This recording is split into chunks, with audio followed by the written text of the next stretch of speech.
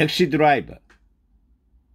언젠가 진짜 비가 내려 거리의 이 모든 쓰레기를 씻어갈 것이다. 고뇌에 찬 반항적인 택시 운전사 트래비스 비클의 넋두리다.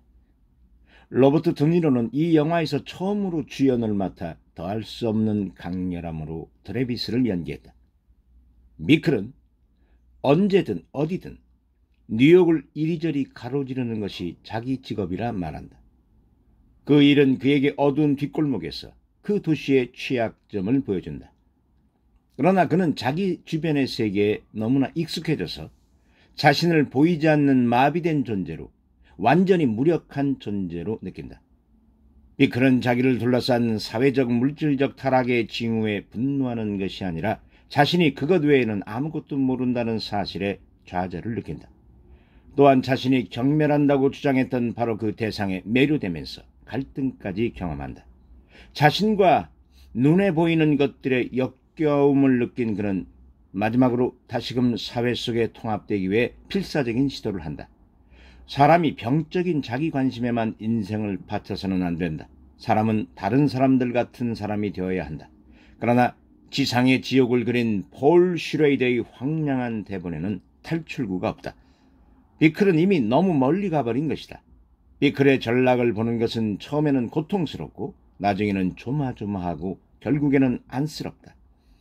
그는 먼저 아름다운 선거 운동원인 매치를 유혹하지만 서투른 접근이 거절당하자 소외감은 더욱더 깊어진다. 사회에 다시 섞여들려는 노력이 실패하자 이제 그의 목표는 사회를 파괴하는 것이 된다. 첫 번째 단계는 대통령 후보를 암살하는 것이다.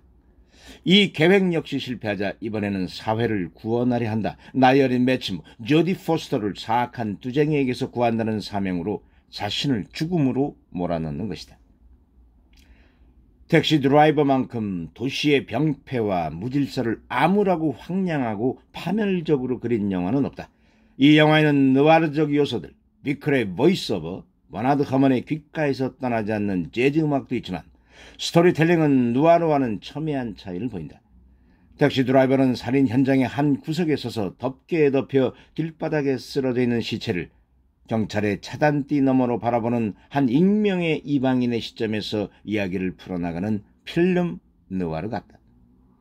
그 사람의 머릿속에는 그 어떤 생각이 지나가고 있을까?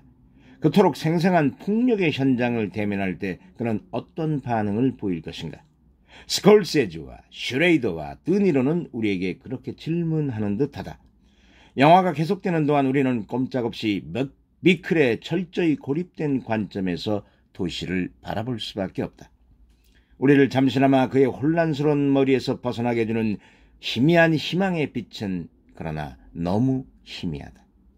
그는 권총과 죽음의 소망을 가지고 땅 위로 올라온 도스토옙스키의 지하 생활자이며 손수 도시를 정화하겠다는 자경대의 반영웅이다.